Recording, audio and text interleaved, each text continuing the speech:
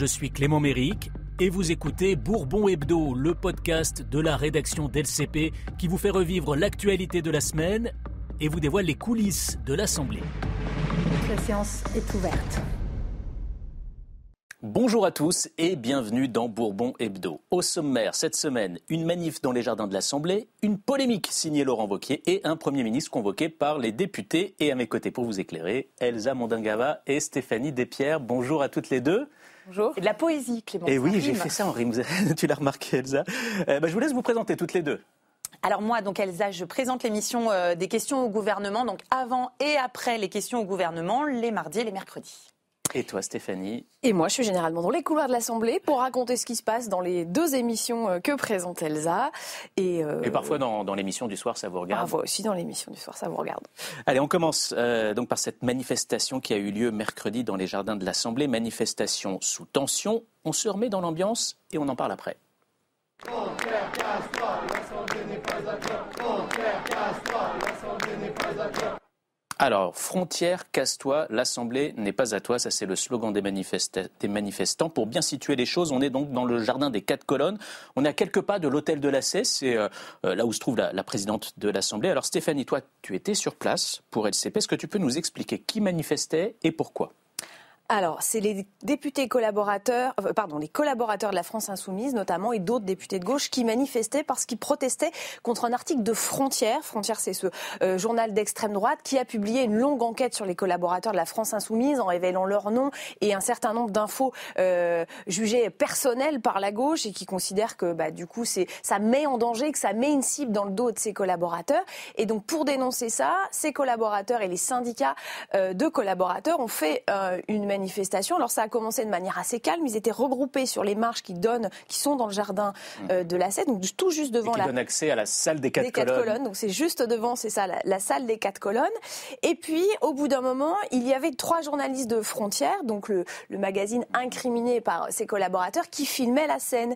Et c'est ça qui a mis le feu aux poudres. Et c'est ça qui a mis le feu aux poudres parce qu'en fait les collaborateurs ne voulaient pas être filmés, qui craignaient déjà pour leur vie personnelle, leur vie privée, ne voulaient pas être filmés. Ils estimaient que la présence des journalistes ici était de la provocation et les journalistes de Frontières disaient nous on est là, on couvre l'événement, donc on filme, c'est normal. Et là-dessus, il y a des députés qui sont intervenus, des députés de gauche. Et la tension progressivement est montée, les collaborateurs ont commencé à entonner ce qu'on a entendu, c'est-à-dire Frontières, casse-toi, l'Assemblée n'est pas à toi, et donc là la tension est montée d'un cran et on a vu un certain nombre de députés de gauche, des Insoumis mais aussi beaucoup de socialistes rejoindre en fait les 3 journalistes de Frontières pour leur demander de partir, etc., parce qu'ils avaient peur que ça dégénère. Alors les journalistes de Frontières disent qu'on les a empêchés de filmer, qu'on les a serrés, poussés un peu contre le mur.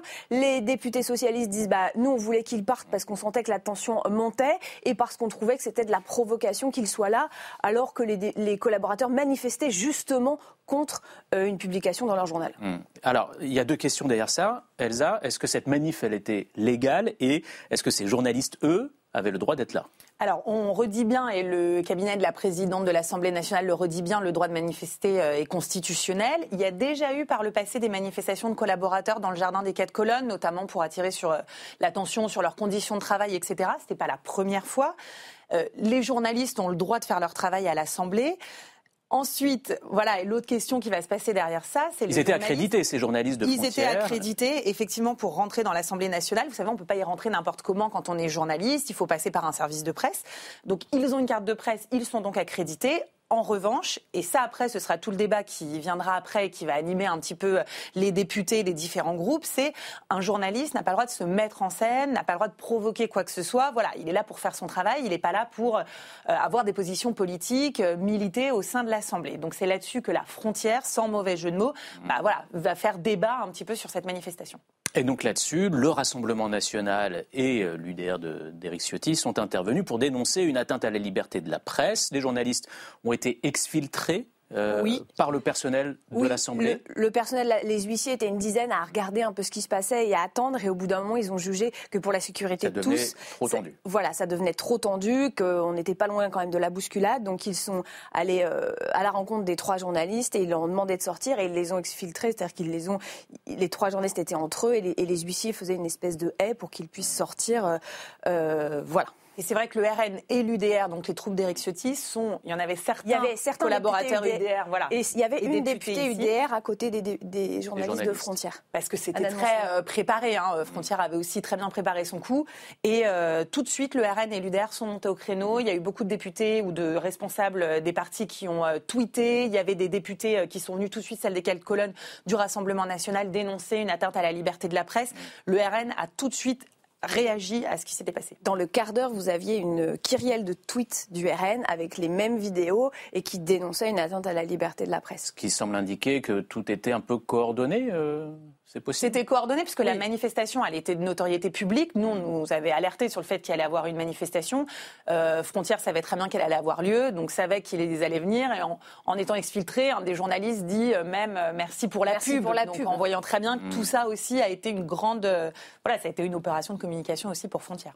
Et au milieu de tout ça, Yaël Braun-Pivet, la présidente de l'Assemblée, a tenté de ramener le calme. Alors ça s'est fait d'abord via un communiqué, et puis lors d'une conférence des présidents assez tendue le lendemain, jeudi. Donc, Elsa, qu'est-ce qui s'y est dit ? Oui, alors il fallait une conférence des présidents pour gérer des choses sur l'ordre du jour de l'Assemblée. Conférence des présidents, on réunit tous les présidents de groupe de l'Assemblée. Les vice-présidents aussi, les présidents de commission. Donc, généralement, c'est aussi pour régler des questions d'agenda. Mais là, cette question a été posée. Yaël Braun-Pivet, en fait, elle a essayé de répondre à plusieurs niveaux. Elle dit que c'est pas à elle de trier les journalistes. Et ça, c'est vrai que nous, on nous disait aussi dans son entourage qu'elle ne pouvait pas créer un précédent en décidant quel journaliste avait le droit ou pas de venir. Ensuite, elle rappelle aussi que les journalistes ne sont pas là pour se mettre en scène. Elle avait déjà rappelé à l'ordre Élise Lucet, quand la présentatrice d'Envoyé spécial avait fait des tests salivaires aux députés pour détester la drogue. La consommation de drogue. Exactement. Ensuite, elle a aussi dit à chacun que la manifestation était constitutionnelle. Elle a dit également que les collaborateurs étaient de plus en plus politisés, faisaient des tweets en leur nom, donc ils n'étaient pas non plus anonymes. Donc elle a essayé de ne pas vraiment satisfaire tout le monde, mais en tout cas de rappeler certaines règles. Marine Le Pen avait un dossier lors de cette conférence de présidents où elle a ressorti plein d'articles de presse où il y avait aussi des enquêtes sur des collaborateurs du Rassemblement national. Manière de dire que tous les groupes étaient concernés par ça. Mais la tension est assez grande sur ce sujet. C'est vrai qu'il y a eu différentes questions sur certains dénonçaient la manifestation des collaborateurs, d'autres l'attitude des journalistes de Frontière. Donc je crois qu'il va y avoir une réflexion un petit peu plus large aussi sur le travail des journalistes, des accréditations de l'Assemblée. C'était ma question suivante, Stéphanie. Est-ce que cet incident pourrait amener l'Assemblée à revoir les règles d'accréditation des journalistes ? Alors il y a des réflexions en cours, il y a des réflexions déjà en cours depuis plusieurs semaines, puisque Naïma Amouchou, qui est vice-présidente Horizon de l'Assemblée, en fait, est déléguée à la communication, donc elle réfléchit à ça. Il y a un groupe de travail qui est monté, elle doit rendre des conclusions, et Yaël Braun-Pivet lui a d'ailleurs demandé de rendre ses conclusions plus rapidement après cet incident, mais sur l'événement lui-même, Naïma Amouchou n'était pas tout à fait sur la même ligne que Yaël Braun-Pivet. Elle était beaucoup plus sévère à l'encontre des collaborateurs. Elle estime que les journalistes ont été pris à partie, qu'il y a eu des provocations de députés, que demander l'interdiction d'accès de journalistes à l'Assemblée, c'est pas possible, qu'on peut pas choisir entre qui a le droit de rentrer et qui n'a pas le droit de rentrer. Ça donne le sentiment même que c'était, il y avait une guerre de communiqué entre Yaël Braun-Pivet d'un côté et Naïma Amouchou. Quelques tensions entre les deux. Oui, clairement. Je pense qu'elles ne sont pas tout à fait sur la même ligne là-dessus. Comme Stéphanie le disait, Yaël Braun-Pivet, elle a essayé peut-être d'avoir des règles un peu pour tout le monde. Elle n'arbitre pas vraiment dans ce qui s'est passé hier. Elle rappelle, elle ne peut pas interdire une manifestation. En même temps, c'est normal de réfléchir non pas à la présence ou non de députés, mais la manière dont ils exercent leur travail dans l'Assemblée. Là, Naïma Amouchou a semblé quand même plus être du côté de liberté de la presse, de dire que c'était aux collaborateurs et aux députés aussi qui avaient un peu envenimé les choses. Un mot peut-être de l'accréditation des journalistes. C'est un sujet sensible qui va au-delà de l'Assemblée. Sujet sensible pour les partis politiques eux-mêmes, Elsa. Oui, on a vu que parfois le RN refusait d'accréditer certains journalistes, de quotidiens notamment. Ou expulsait des équipes de leur meeting. Exactement. Parfois Manu Militari, avec quand même des de leur meeting ou de leur manifestation. Exactement. La France Insoumise avait une année refusé qu'une équipe de quotidien couvre aussi leurs universités d'été, en disant que ils étaient un peu ingérables. Donc, on se souvient aussi d'Emmanuel Macron avec Russia Today. Oui, qui était là. La chaîne qui a fini par être interdite, mais dont les journalistes avaient une carte de presse aussi. Exactement. Et plus globalement, à l'Assemblée, il y a beaucoup de députés qui nous disent, dans cette fameuse salle des 4 colonnes, où je le rappelle, c'est vraiment le lieu d'échange entre les journalistes et les députés, qu'il y a de plus en plus de journalistes qui viennent avec juste un téléphone, une petite caméra. En fait, ils ne sont pas identifiés, on ne connaît pas quel est leur média, on ne sait pas à qui on répond. Et il y a beaucoup de députés qui disent, voilà, ça les gêne un peu, ils ne savent pas à qui ils parlent, ça ne les dérange pas de répondre à des questions, mais ils aimeraient bien savoir quel média s'adresse devant eux quand ils prennent la parole. Et ils sont aussi un peu perdus parce qu'il y a régulièrement des influenceurs qui viennent aussi aux 4 colonnes. Ah oui. Et là, en fait, il y a une espèce de trou, entre guillemets, dans le règlement de l'Assemblée nationale. C'est pas prévu. Donc et des influenceurs de quel type? Magali Berda, par exemple, qui avait été invitée par des députés. Donc, elle avait une accréditation, elle avait le droit d'être là. Mais elle était filmée par certains... elle filmait certains députés, elle posait des questions. Et d'autres députés s'en sont offusqués en disant mais pourquoi elle est là? Qu'est-ce qu'elle fait là? Etc. Et sur les influenceurs, c'est vrai que c'est un peu compliqué. On sent qu'il n'y a pas de règles précise parce que les huissiers eux-mêmes ne savent pas trop comment réagir. Et donc c'est vrai qu'il y a beaucoup de monde dans cette salle des 4 colonnes et que parfois les députés se demandent un peu à qui ils répondent. Je rappelle quand même que normalement quand on est journaliste, on doit faire état de sa qualité et dire qui on est, pour qui on travaille, avant de faire une interview. C'est vrai. Une dernière question avant de passer au sujet d'après. Jusqu'à présent, les tensions politiques, elles se cantonnaient à l'hémicycle et aux députés. Est-ce qu'il faut craindre que d'autres incidents de ce type se répètent? Est-ce que c'est un risque évoqué par certains? Oui, je pense qu'il y a de plus en plus d'incidents. On peut se rappeler aussi d'une réunion qui avait été organisée par des députés La France Insoumise où des députés UDR, les troupes d'Éric Ciotti, étaient venus un petit peu s'interposer, etc. Donc c'est vrai qu'on a déjà un hémicycle qui parfois est où il y a une certaine violence verbale, chaud bouillant. Quoique j'avais le sentiment que la pression était un peu retombée ces derniers temps, mais là c'est vrai qu'on peut voir dans les couloirs, dans les jardins, il peut y avoir des confrontations de plus en plus lourdes. Allez, on passe à la une du JD News qui a beaucoup fait parler cette semaine. Le JD News, c'est le supplément du journal du dimanche et on y voit Laurent Wauquiez avec cette proposition choc. Enfermons les OQTF à Saint-Pierre-et-Miquelon. Je rappelle, les OQTF sont les étrangers qui font l'objet d'une obligation de quitter le territoire français. On va écouter la réaction du député de Saint-Pierre-et-Miquelon, Stéphane Lenormand. Monsieur Wauquiez, il faut qu'il revienne sur Terre. On n'est pas dans un monde des bisounours. Quand on regarde le profil et le pédigré des OQTF les plus dangereux, ce ne sont pas des gens qui vont avoir peur d'un petit 5 degrés ou de quelques abats de pluie ou de neige. Alors Stéphane Lenormand est choqué donc par cette proposition de Laurent Wauquiez. Elsa, comment est-ce qu'ils ont réagi les députés quand ils ont vu apparaître cette une sur leur téléphone portable? Alors moi c'est un collaborateur du groupe Ensemble pour la République, le groupe de Gabriel Attal, qui vient me voir, j'étais dans la salle des pas perdus, qui me montre la photo de la une et qui me dit c'est pas un fake, c'est pas une fausse une. Je l'ai envoyé à mon patron. Non, il me le dit, parce que j'ai vérifié auprès du député, mais auprès du journaliste en question. Mais quand j'en ai parlé à mon député, il m'a dit non, mais c'est une blague, c'est pas vrai, c'est pas possible. Et donc ça, c'est au sein du groupe Ensemble pour la République, mais même au sein du groupe de la droite républicaine, il y a plein de députés à qui, je demandais leur avis par message, et ils me disaient mais j'ai cru que c'était un fake, j'ai dû me pincer pour y croire. Un député aussi du groupe du socle gouvernemental me dit qu'il est dans l'hémicycle à ce moment-là, que son voisin est un député de la droite républicaine qui lui montre, et il me dit mais il n'en revenait pas, et pendant plusieurs minutes il a revérifié avant de réagir que c'était pas une blague, un 1er avril. C'était pas Gorafi comme on dit. C'est ça, et on a vérifié aussi. Et même des députés qui sont des soutiens de Laurent Wauquiez en fait se sont demandé si c'était pas une fausse une. La plupart n'étaient pas au courant de cette interview, donc derrière ils ont un peu ramé. Après ils ont défendu la proposition de Laurent Wauquiez en expliquant que il fallait faire des propositions choc parce que les Républicains considèrent que la France n'arrive pas à résoudre certaines questions sur l'immigration et donc les phrases choc et les propositions choc font partie du débat. Alors évidemment tout le monde a en tête le contexte politique, cette bataille entre Laurent Wauquiez et Bruno Retailleau pour la présidence du parti. Est-ce que cette proposition elle peut faire pencher la balance en faveur de Laurent Wauquiez? Est-ce qu'elle peut plaire aux militants LR, parce que je rappelle que ce sont eux qui vont voter. Ce n'est pas les électeurs, ce sont les militants du parti. Exactement. Alors, les adhérents du parti même, ce que beaucoup disaient, c'est que c'est un signe de fébrilité. Quand on fait une proposition si choc comme ça, en plus, elle n'est pas vraiment réfléchie et concertée avec ses soutiens, etc. Ça montre une certaine fébrilité de la part de Laurent Wauquiez, qui joue un peu son va-tout. En revanche, d'autres qui ne sont pas forcément des soutiens de Laurent Wauquiez disaient « Moi, maintenant, j'arrive pas à mesurer à quel point dans notre électorat, dans nos adhérents, adhérents, il y a des gens qui peuvent se dire oui, après tout, au moins ça a le mérite d'exister, au moins lui propose quelque chose, qui peuvent même être peut-être d'accord sur le fond à l'idée d'envoyer tous ces OQTF le plus loin possible, oubliant peut-être de rappeler que Saint-Pierre-et-Miquelon, ça reste la France.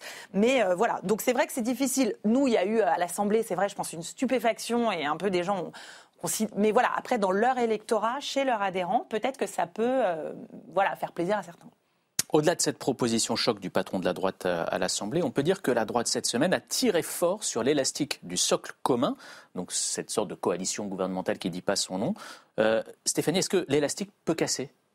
L'élastique peut casser, comme le dit une ministre, c'est une coalition de raison, mais on sent très bien que cette union entre les Républicains et le Bloc central, elle est très fragile. Lundi soir, il y a eu en séance un énorme moment de crispation entre les députés de la droite républicaine et le gouvernement, parce qu'en fait, il y a eu un vote on parlait de la parité pour les élections dans les petites communes.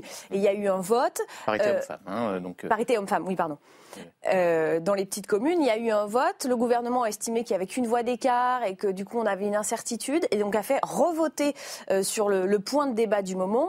Et là, le gouvernement a eu gain de cause et le vote a donc changé. Et contre la droite. Contre la droite. Et les députés de la droite républicaine ont hurlé en disant mais c'est pas possible. Vous faites ce qu'on appelle une seconde délibération. Normalement, on fait ça quand on a un vrai doute sur le comptage, quand c'est 2h du matin et que plus personne ne sait très bien de quoi on discute parce qu'on est fatigué, ou alors quand il y a eu une manipulation ou une technique de l'opposition pour faire voter dans ce sens-là. Mais les députés de droite républicaine disaient mais je ne comprends pas, nous on est censés être des alliés et le gouvernement joue contre nous. Et certains disaient c'est un acte, c'est un symbole de la fissuration du bloc central.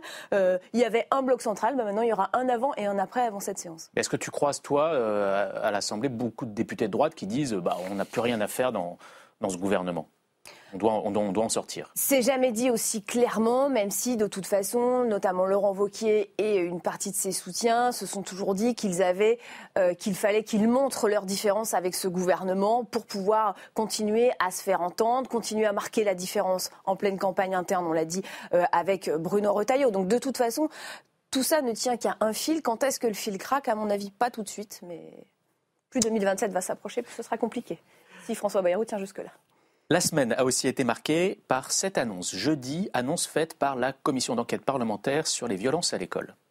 Nous entendrons notre Premier ministre, qui a été ministre de l'Éducation nationale, M. Bayrou, le 14 mai à 17h. Il va falloir que ce 14 mai, ce soit un jour de vérité. Voilà, donc François Bayrou, Premier ministre en exercice, convoqué par une commission d'enquête parlementaire à l'Assemblée. Stéphanie, est-ce que ça arrive souvent, ça, un Premier ministre en fonction convoqué par des députés? Alors, ce n'est pas souvent, ce sera un événement, ce sera le 24 avril. En revanche, c'est déjà arrivé, par exemple... 14 mai. Qu'est-ce que j'ai dit ? 24 avril. Alors, on a tous une date différente. Ah non, 14 mai. 14 mai, c'est ça. On va y arriver, pardon.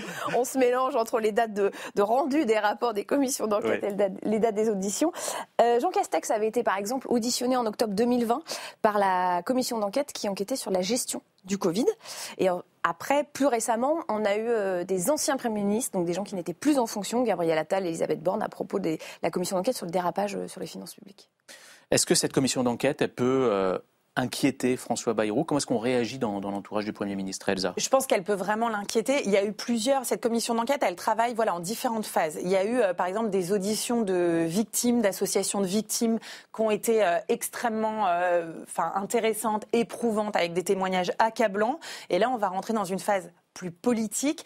Cette semaine, il y a eu des auditions d'un ancien gendarme, de l'ancien juge d'instruction, juge Mirande, qui mettent très clairement en difficulté les différentes prises de parole de François Bayrou. Il conteste tout ce que François Bayrou a dit depuis le début de l'enquête. Il faut dire que la commission du Premier ministre a été au mieux très erratique sur cette question. La communication du Premier ministre, oui. Ouais, on se souvient de sa première réponse aux questions gouvernement, comme s'il n'était au courant de rien. Puis finalement, il sait qu'il savait, mais pas plus que les autres, qu'il avait croisé le juge de manière fortuite. Là, l'ex-juge d'instruction dit pas du tout. Il est venu chez moi, on en a parlé pendant des heures.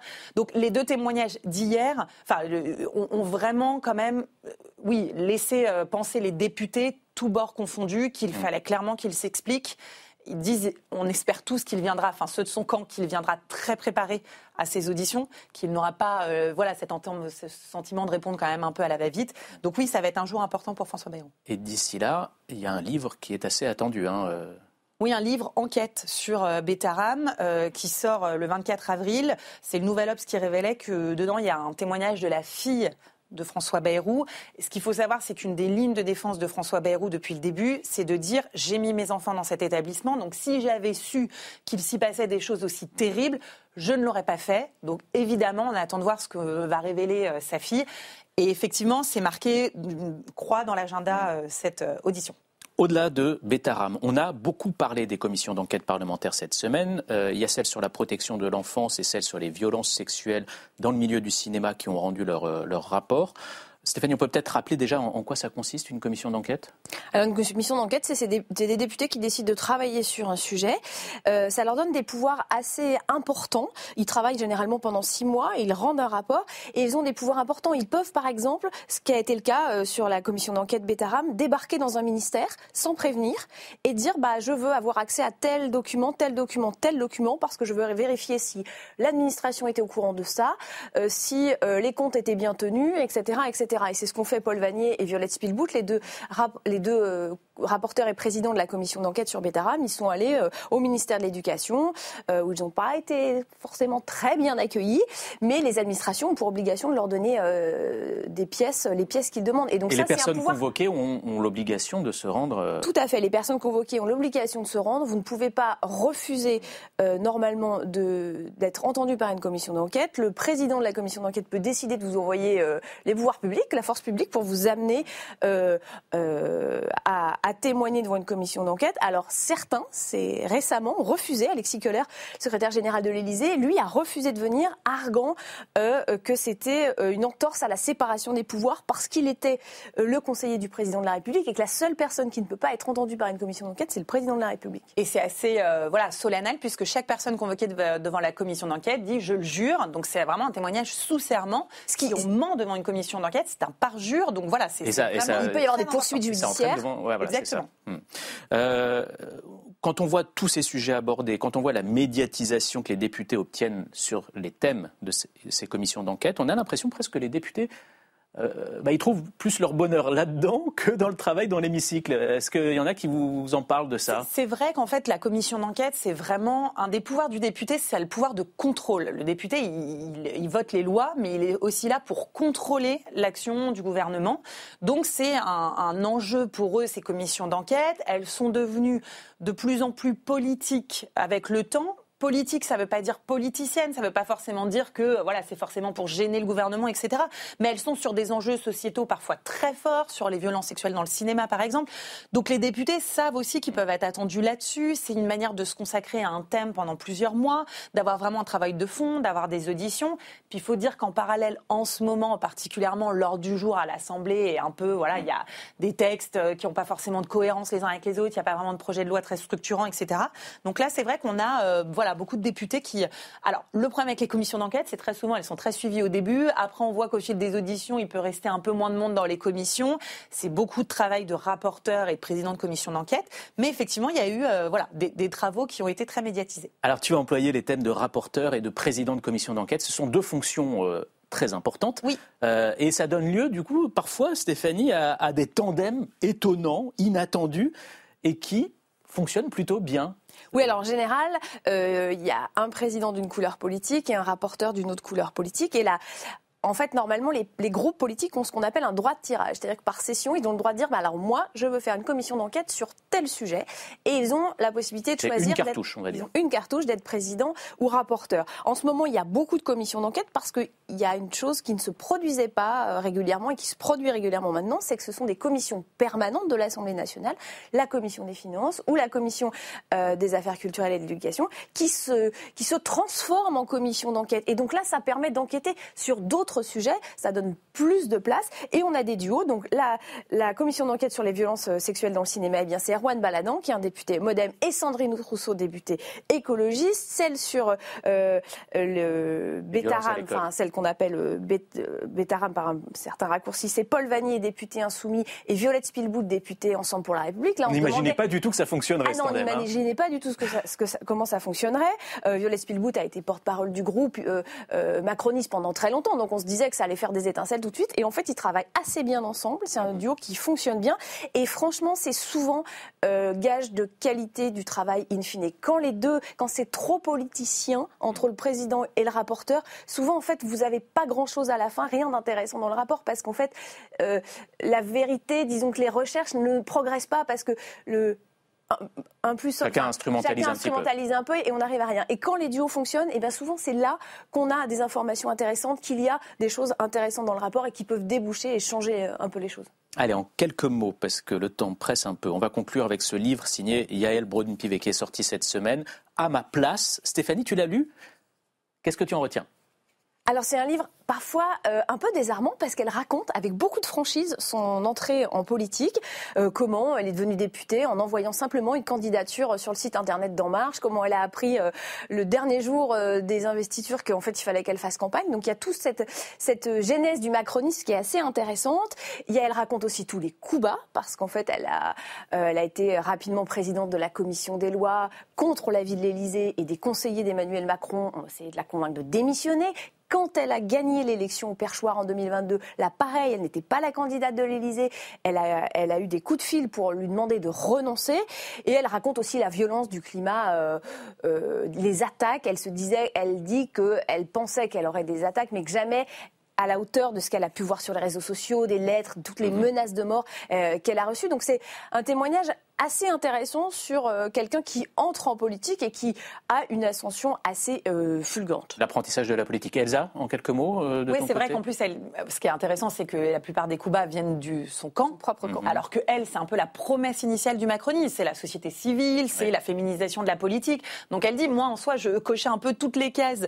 Et en même temps, ça plaisait pas forcément, puisque même s'il y avait une volonté de faire de la politique autrement, ce qu'elle dit un peu dans son livre, c'est que finalement, il y a beaucoup de choses qui étaient écrites à l'avance, qui étaient décidées à l'avance, etc., que ça se faisait beaucoup au sein du Boys Club autour d'Emmanuel Macron. Oui, ça confirme qu'elle ne s'entend pas très bien avec l'entourage d'Emmanuel Macron. Elle dit non, maintenant ses relations sont apaisées avec Emmanuel Macron. Mais c'est vrai que ses débuts, je pense, elle a étonné par parfois sa franchise et parfois une forme d'ambition aussi, puisqu'elle a été candidate très vite à des postes très importants en Macronie.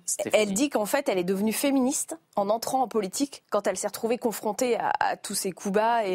Et elle explique aussi, elle le dit très clairement, qu'elle a eu une immense déception parce qu'elle incarnait un peu le profil type du macronisme, l'horizontalité, le renouveau, la manière de faire la politique autrement, et qu'elle a été très très déçue quand elle s'est retrouvée confrontée à ce qu'expliquait Elsa, ce pouvoir très vertical. D'un mot, est-ce qu'il faut y voir une ambition présidentielle ? Parce que quand on sort un bouquin comme ça, tout de suite, on se pose la question. Elle dit quand même qu'elle veut raconter un peu son histoire aux Français. Donc voilà, faut pas être naïf derrière. Après, elle le dit souvent, Yael Braun-Pivet, elle sait pas ce qu'elle fera en 2027. Et elle le rappelle souvent qu'elle a été avocate, puis qu'elle a tout quitté pour suivre son mari en Asie, puis qu'elle est revenue en politique et qu'après tout, en 2027, elle fera peut-être autre chose. Ben, on verra.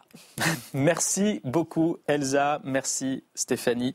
Les députés sont en vacances pour 2 semaines. Donc Bourbon Hebdo se met en pause également. Je vous souhaite un bon week-end et à bientôt. Merci. La séance est levée.